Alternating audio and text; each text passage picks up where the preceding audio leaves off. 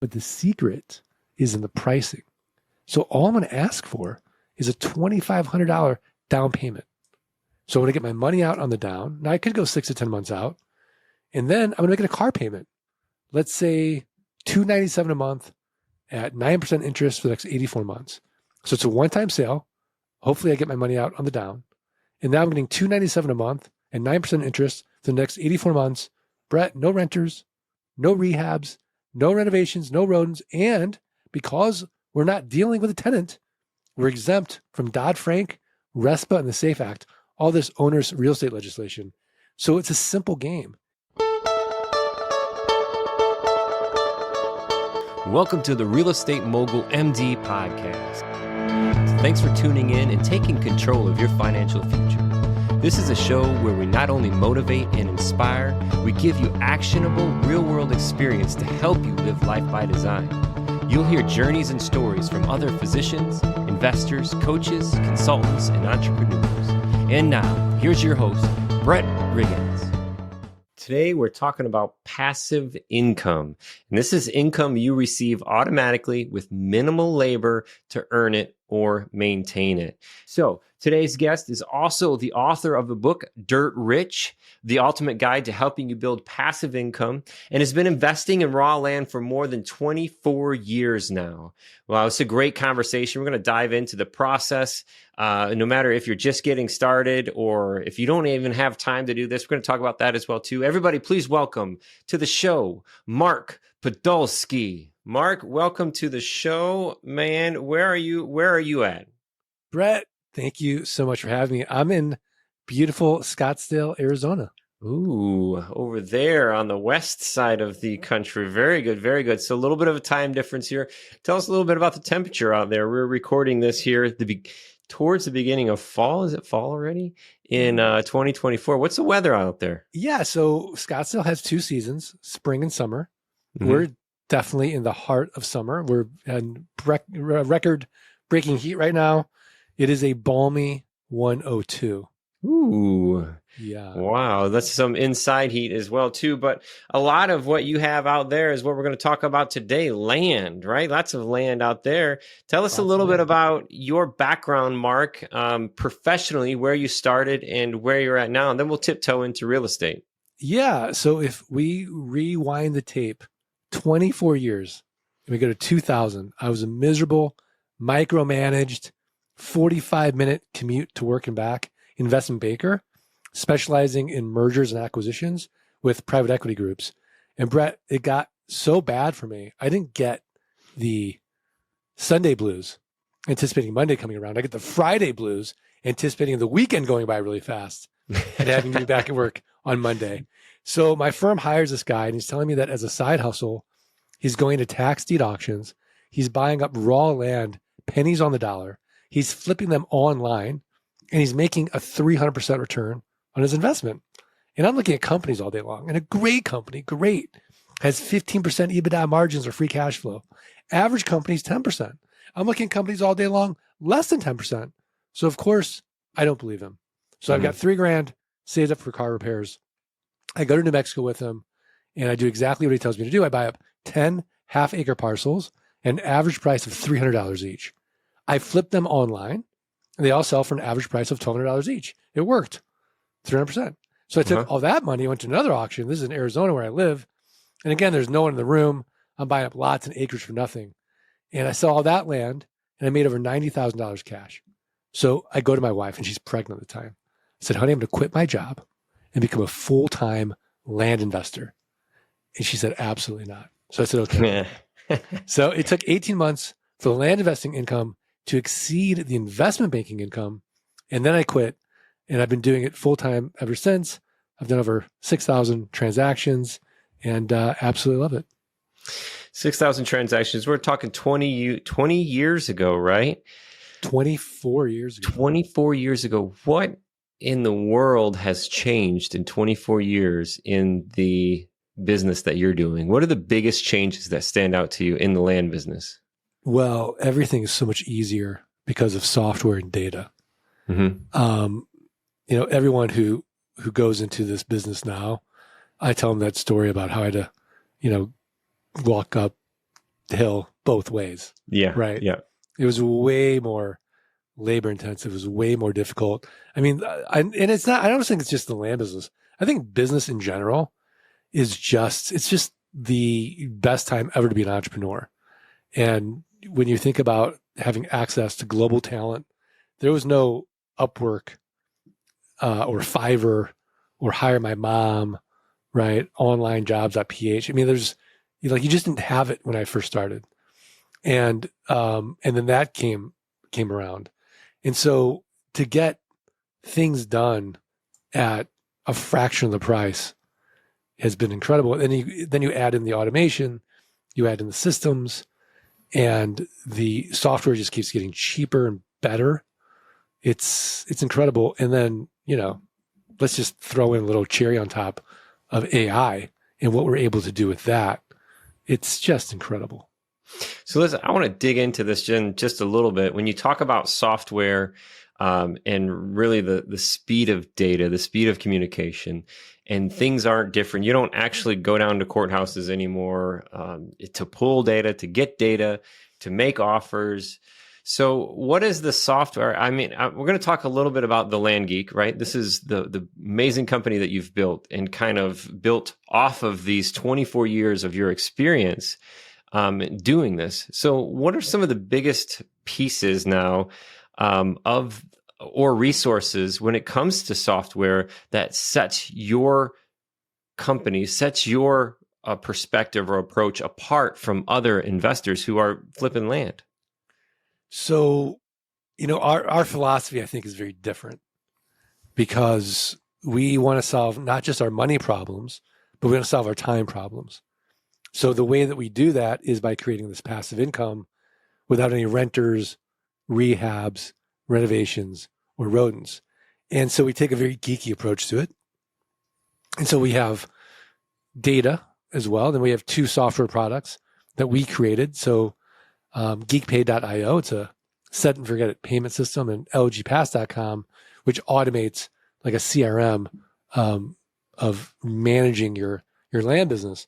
And none of those tools were around when I started. I mean, even just to get a list, you'd have to go to the county and pay for a list, and you'd have to try to manipulate the data to put it into an Excel or CSV format. You might even get like a CD when I started. And now you can just go to datatree.com. You can save some money, go to datatree.com/thelandgeek, and you just get the data. And you put it into your software, and it's amazing. Datatree.com. And what kind of data are we talking about? So we're going to get the publicly available data of all the real property owners in that county.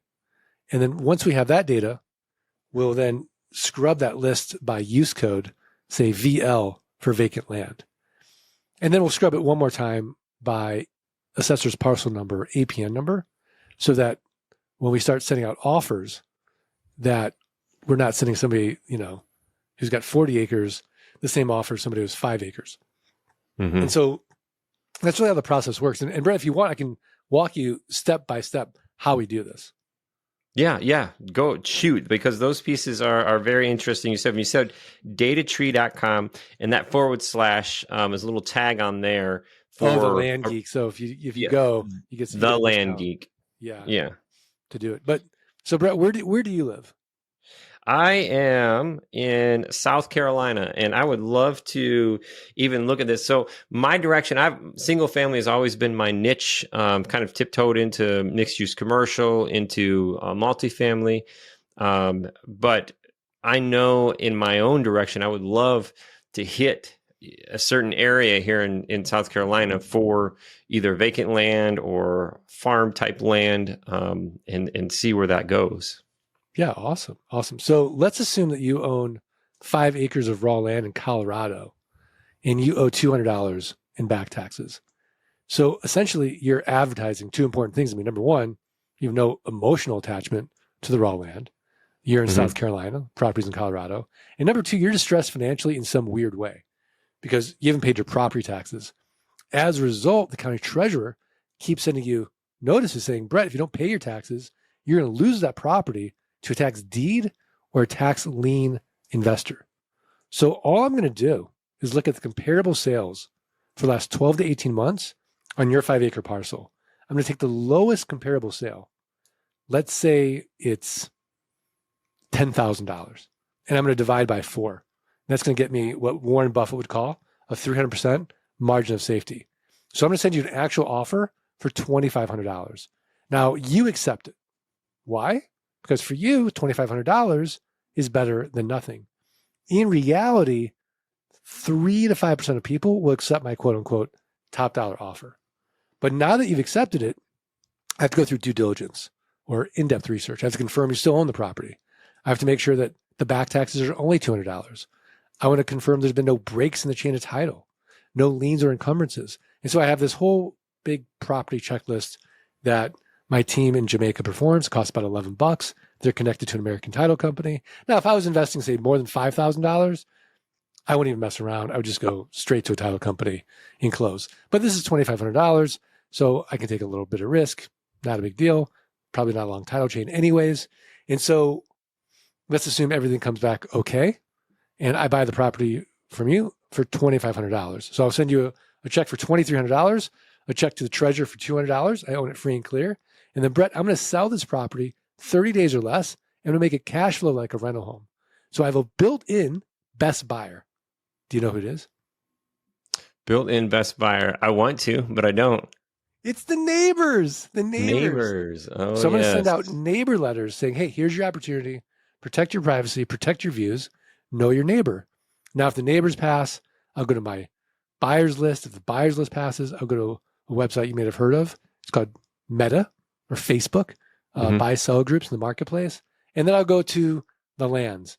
So landmodo.com, landsofamerica.com, land.com, landandfarm.com, landflip.com, landhub.com. These are platforms where people buy and sell raw land. But the secret is in the pricing. So all I'm going to ask for is a $2,500 down payment. So I'm going to get my money out on the down. Now I could go 6 to 10 months out. And then I'm going to make it a car payment. Let's say $297 a month at 9% interest for the next 84 months. So it's a one-time sale. Hopefully I get my money out on the down. And now I'm getting $297 a month and 9% interest for the next 84 months. Brett, no renters, no rehabs, no renovations, no rodents. And because we're not dealing with a tenant, we're exempt from Dodd-Frank, RESPA, and the SAFE Act, all this onerous real estate legislation. So it's a simple game. Can we create enough land notes where our passive income exceeds our fixed expenses? And then we're working because we want to, not because we have to. Mm-hmm. And that, a couple of things in there. One, the data, you talked about a tax or getting to that distress piece. Does the datatree.com, does that distress piece, are there distressed factors that you can get and scrub in that datatree.com website? Do they have the delinquent tax owners or anything like that? Not necessarily. You'd have to go to the treasurer to get that information. Okay. And sometimes you can actually get those lists from the treasurer too, just depending on what area and how friendly you can talk to them on the phone and email them, I guess. Exactly. All right. So you've got this, you scrubbed it out. I love that, where you get your money back and then you set up this payment process, Mark, where really, if it comes down to it, you're not out anything, but you always want, as an operator, that's where you're making your money, is how you are tweaking the engine as it's running. So how are you tracking all of this stuff? Is that one of the pieces that you said, the software pieces that you've built out? Yeah. So we're tracking our response rate, and we're using this software called lgpass.com, the LandGeek proprietary automated software system. What about for payments? For payment, it's geekpay.io, which is a set it, forget it payment system via ACH, nice. So checking account. Nice. And that's figuring the amortization and principal and interest. And it does all the loan accounting for you. Nice. And what's great about it is we can always make more money. We can't get more time. So the borrower can log in and see what their current balance is. They can make a prepayment. They want to pay out early. Because I used to spend Sundays in an Excel spreadsheet tracking these payments, and then someone would prepay. The math wouldn't be right. So I really scratched my own itch and created this. And they'd call me up, hey, what's my current balance? How can I make a payment? And so now they can log in and self-serve and do that. So a lot of our listeners and other investors out there probably have these ideas. Hey, I've been putting so much time and money into developing so-and-so, this resource. What kind of investment do you have in each one of those platforms that allows you then to share that with the community inside the Land Geek? Like for each one of those platforms, could you put in a hundreds of ballpark? thousands of dollars, I'm sure. Yeah, hundreds of thousands. And then that's where the value is, because, and then I guess talking about value versus price, the value of the years to learn that stuff, the energy you've burnt to correct it and to make sure that it's consistent. There's so much there. So those two things are huge. What else would you say sets Land Geek apart than other places too? So I tell you what, let's talk about this book, Dirt Rich. Is there a piece of that? I mean, your experience that's drawn into this book as well, and talks about the platform there? Yeah, I mean, I talk about my story in the book, how I, dealt with 2010 and the Great Recession and having, Parkinson's law of money.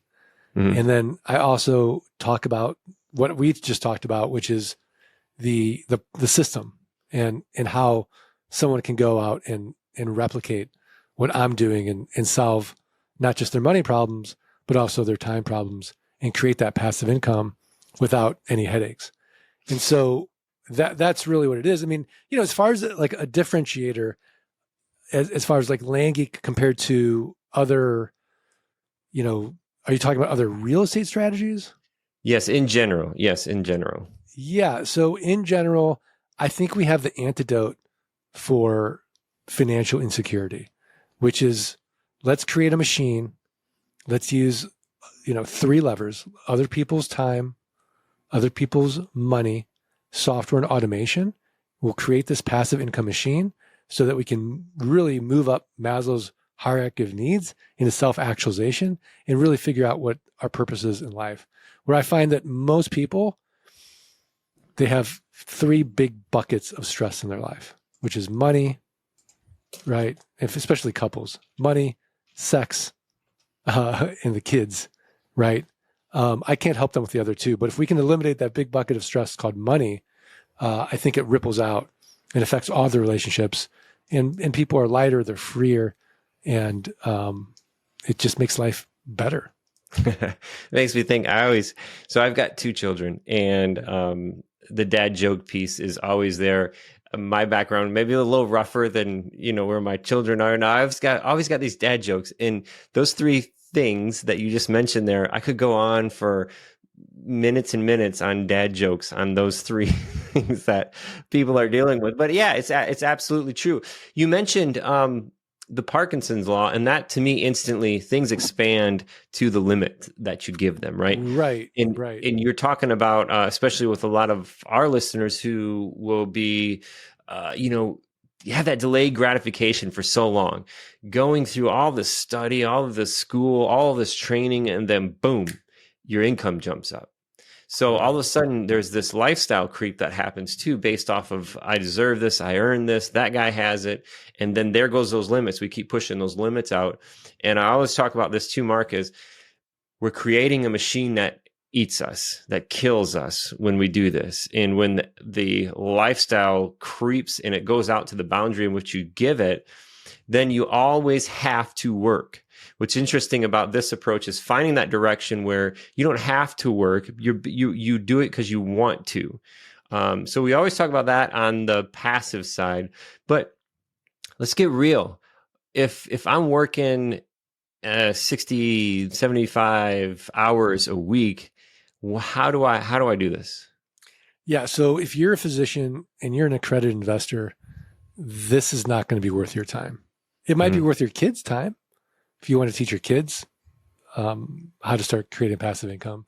So the idea of how do I get out of solo economic dependency, which means if I'm personally not working, I'm not generating any income.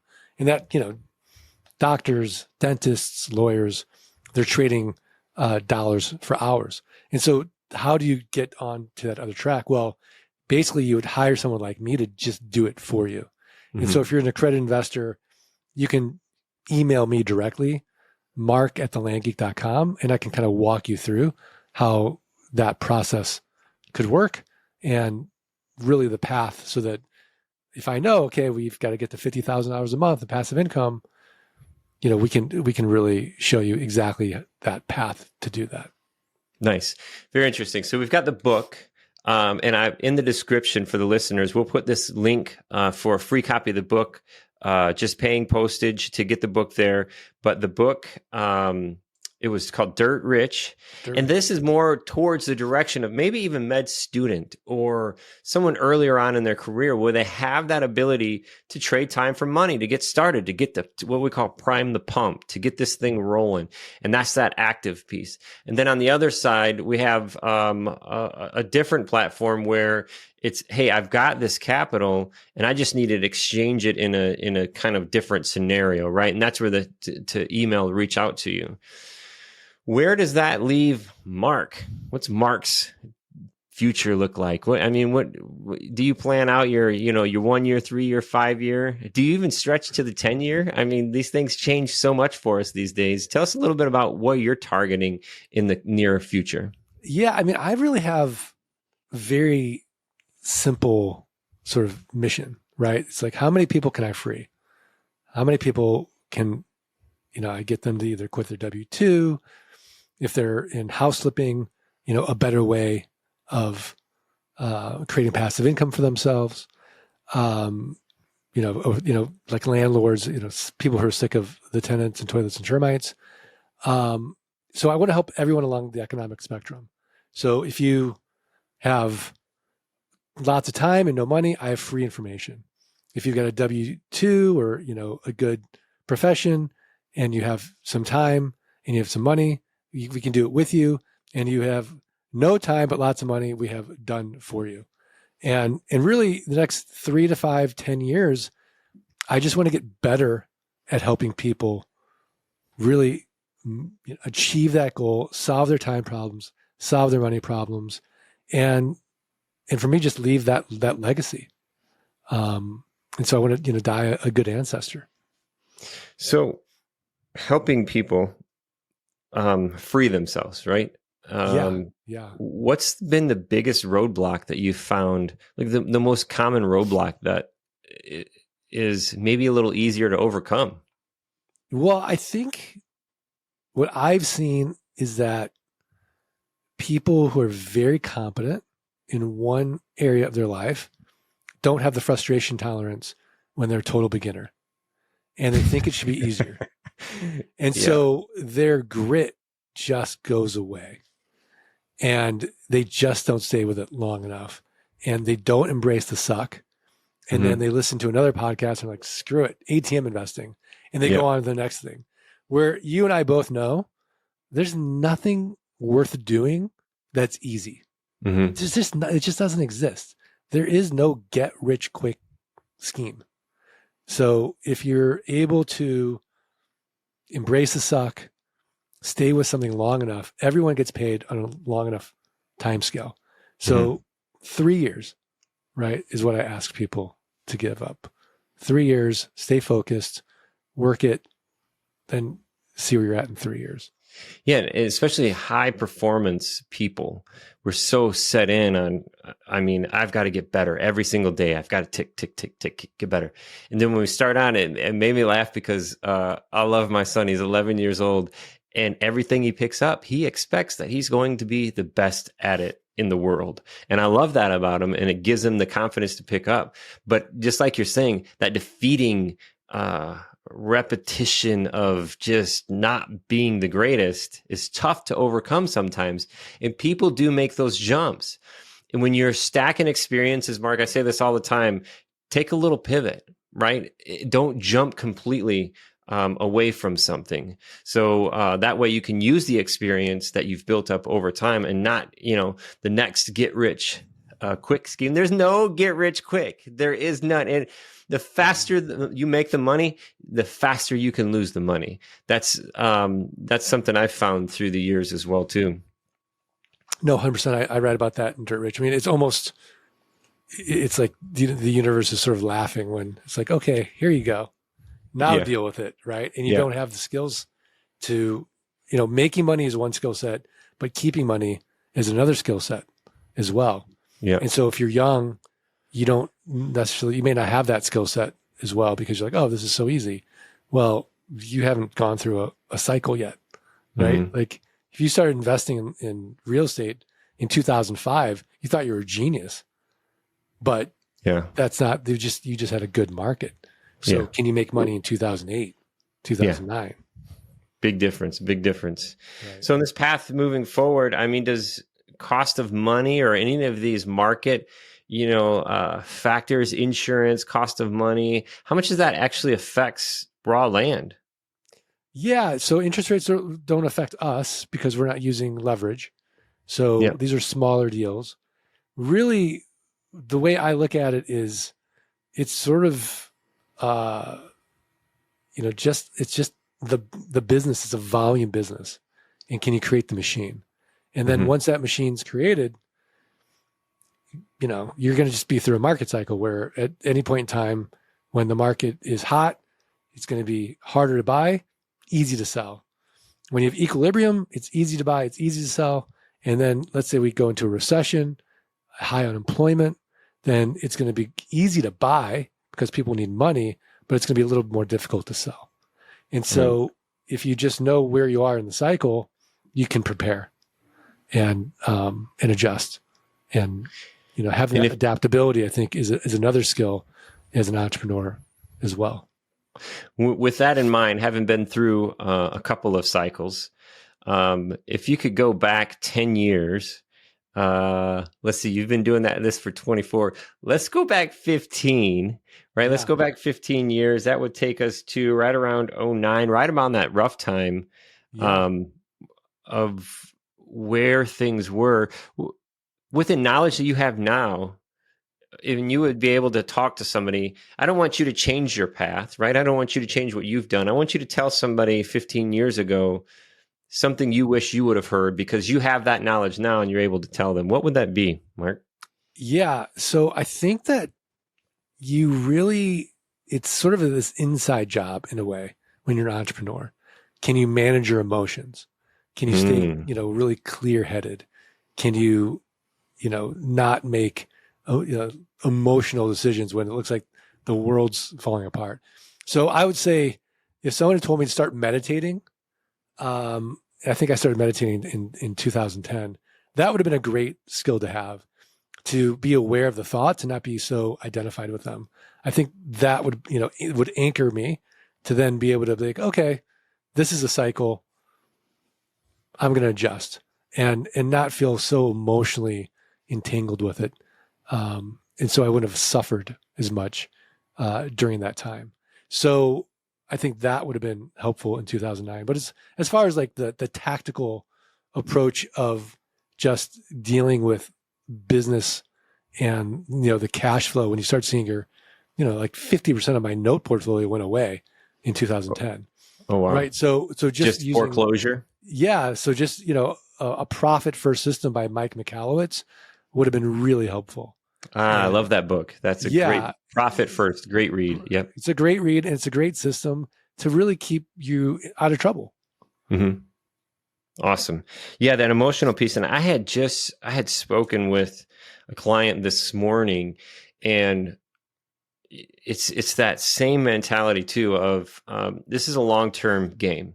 So I want to set perspectives. I want to do my best to make sure, hey, we're not going to hit this button and put this cash in, and it's going to all of a sudden you're going to be free, and it's going to be cranking out cash, and it's going to be easy, and your feelings aren't going to get hurt. None of that's going to happen, right? This is long-term solutions with long-term people. Just lay it in there slow, create the systems, tweak. But in that whole process, Mark, the one thing I wanted to make sure that I communicated too was you can't get emotional about this. You can't, and that's human nature, because we tie these emotions with our performance, with our outcome, with our income, all of these things, and we can't. And I think it was Warren Buffett that said that if you can't control your emotions, you can't control your money. It is so true. Yeah, I mean, think about people in the stock market, right? Yep. Most people are buying high and selling low. Mm-hmm. It's just an emotional reaction. They see their friends, they're like, I missed it, I better jump in. And then it crashes, and like, I better keep what I can.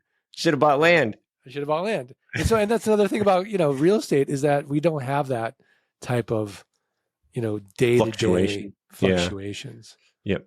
And it's funny, and they call real estate the inefficient market. Right. And it's crazy, but the data is not readily available. And that's my perspective on why real estate's called the inefficient market. But as a finance baker, I mean, you could relate to that because you were in the efficient markets, right? As a finance baker. Yeah, but I love the fact that, this raw land niche is so inefficient. Yep. And so I love it. Yeah, nobody really knows what the value is. We're making a market. Yep. Yeah. Because systems like Zillow aren't your battle. And I feel on a direct to seller, it's just like when you talk about cars, when car sales went to the internet and it was the availability of information, it made the under market value acquisition more difficult. So with houses, when we're in markets where Zillow puts a Zestimate out there and everybody has access to it, right or wrong, they're going to adhere to that. They're going to emotionally attach to this Zestimate like it's the truth. But it makes it more difficult to have that piece. And land's not there, right? Land's not there where you can just go push a button and see, because how many people have the skill, the ability, and the time to go out and find those comps, Right. So it's still on that cutting edge. It's out there. And I hear a lot of people talk about mobile home parks and storage. It's still kind of out there where there's still some room left to buy and get in it. And if the listeners out there want to check in on this is the landgeek.com. Mark is the creator of this. He burned all of that stuff to create these platforms and these resources. And now you've got a team working with you, behind you, helping others to reach your purpose now, which is helping others reach their purpose. Absolutely. That's so awesome. And then the world of medicine, being able to practice because you want to, not because you need to. So watch out for it was the Parkinson's law. Things expand to the limits you give them. Really, really remarkable. Mark, thank you so much for your time today. I love this. We've got more of information about you, connect with you, but the landgeek.com is a spot. We're going to have the free book link in the description and your email address in the description as well, too. Thank you so much, Mark. Thanks, Brett. Appreciate it. Awesome. To the listeners out there today, thank you again for your time and your attention. If you got a little bit left, give land some attention. It's out there. Find those people to surround yourself, if this is something that interests you, who have spent the time doing it in up cycles and down cycles. Just like we vet operators in the multifamily world, we want to see their full cycle deals, and we want to see them in good times and bad times. Mark's been through the journey here with 24 plus years, and go check him out at thelandgeek.com. His book is Dirt Rich. You can find that as well, too. And Parkinson's Law. I think that's a great takeaway here for today. Things expand to the limits that you give them. So go ahead and give those limits room where they need to, and expanding associations, reaching out, taking action. But make sure you're limiting on the other side so you're not letting your finances run away from you. Because as high performers, especially people in medicine, we create these things that eat us. So create the thing that drives you, pushes you closer to the purpose, and gets you closer to the point of helping others get to their purpose. This is Real Estate Mogul MD. Thank you so much.